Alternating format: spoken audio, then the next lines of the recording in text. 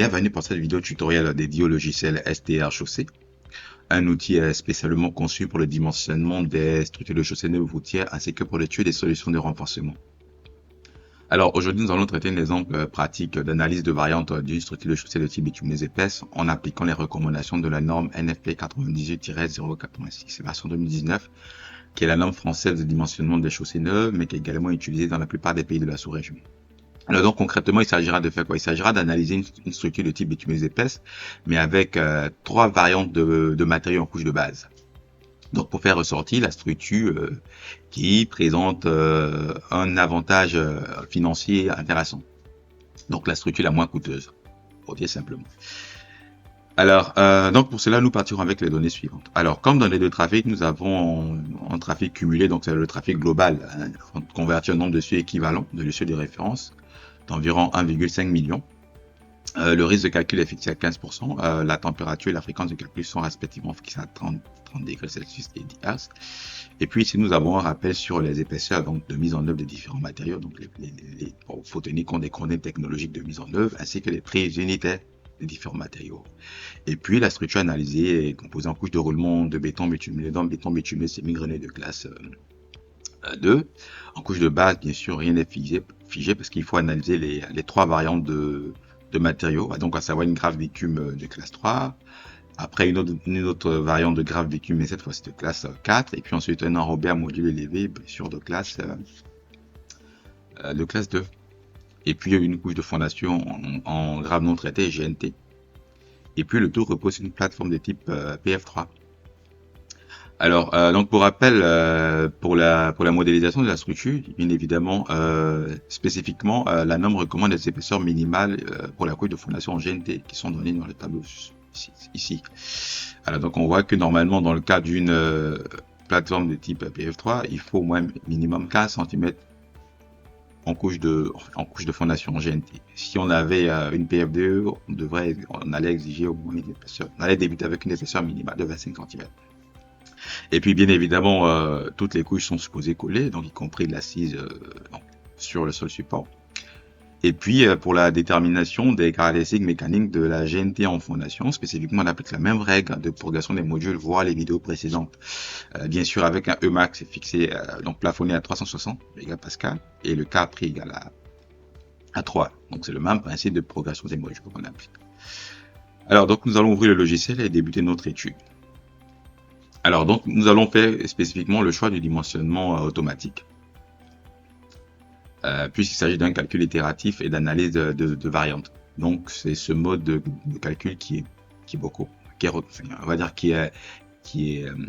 présente un avantage assez intéressant ici, parce qu'il permet d'aller beaucoup plus vite et d'analyser en même temps la structure d'un point de vue financier, donc en estimant les caractéristiques intrinsèques des matériaux là pour sortir le coût de la structure qui peut après alimenter, donc aider à faire le choix de structure d'un point de vue financier et à alimenter un calcul donc DQE par la suite.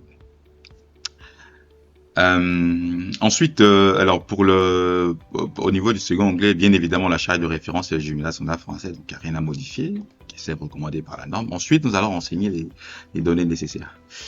Alors, donc comme type de structure, il s'agit de dimensionner une structure de type bitumineuse épaisse. Le risque de calcul est fixé à 15%. Bien évidemment, nous allons appliquer la règle de subdivision de la fondation, que c'est expliqué ici. Et puis, nous allons réaliser une analyse technico-financière. Cette fois-ci, pour les poids des différents critères. Alors, on s'intéresse plus à la structure la moins coûteuse. Donc, ça veut dire que le poids du critère technique, il fait 0. Et le critère financier fait 100%. Donc, on donne tout le poids au critère financier. Donc, ça veut dire que ce qui nous intéresse ici, c'est le coût, la structure la moins coûteuse. Et donc, on s'intéresse pas vraiment. Bien évidemment, le logiciel, il va nous sortir des structures qui sont vérifiées techniquement. Mais c'est pas parce qu'une structure est vérifiée techniquement qu'elle est forcément la plus chère, enfin la plus économique ou la plus chère ou la moins chère. Donc en réalité, c'est de faire une analyse technico-financière pour avoir un peu une idée. Donc ce qu'on va faire, c'est qu'on va définir les critères. Alors si justement je voulais la structure la plus performante, j'allais mettre un poids technique de 100% et puis le poids financier à 0%. Là, le programme allait me proposer comme première structure la structure qui présente un niveau d'endommagement en fait le plus faible. donc la plus performante. Et puis, je peux après équilibrer les deux pour dire pourquoi pas le critère financier va compter à 60% et puis le critère technique à 40%. Ça dépend vraiment de ce que l'on recherche. Alors, comme données de trafic, nous avons un trafic global qui est donné ici. Donc, nous allons cliquer sur le trafic cumulé. Donc, ça fait 1 590 000. Je pense que normalement, c'est bon. Là. Et puis ensuite, nous allons définir les caractéristiques des différents matériaux. Donc, nous allons cliquer là. Alors, pour la couche de roulement, alors, nous avons en béton bitumineux semi-granuleux de classe 2. Donc, ici. Donc, nous allons nous servir de l'assistant pour définir toutes les caractéristiques des matériaux. Bien évidemment, c'est la norme française. Les températures et les fréquences sont correctes. Nous sélectionnons le prix. Alors, bien évidemment, il faut en même temps transférer la valeur et puis renseigner le prix. Le prix unitaire, il fait 225 000. Voilà, il fait 225 000. Donc, on va renseigner en même temps 225 000. Ensuite, en couche de base, c'est aussi matériaux type bitumineux, mais il y a 3 matériaux. Donc, on va analyser les 3, on va ajouter 3 lignes. Donc, les 3 matériaux simultanément. Bien sûr, le premier, c'est la grave bitume, GB3, donc avec son prix de 150 000. 150 000. Ensuite, nous avons la GB4.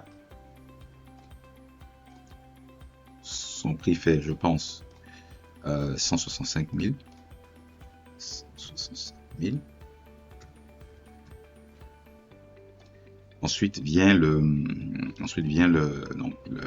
l'EM enrobé à module élevé aussi. Donc, la bibliothèque, il est là. Transfert, lui, son prix fait, on regarde, 185 000. 185 000. Et puis, donc, les plages d'épaisseur analysées. Alors, ici, pour le revêtement, on va fixer l'épaisseur. Nous, on va analyser enfin, une structure avec une couche de roulement de 5 cm. Ensuite, en couche de base, on va, pourquoi pas, sur la base des seuils technologiques, analyser des plages d'épaisseur allant, pourquoi pas, de 8 cm à 14 cm.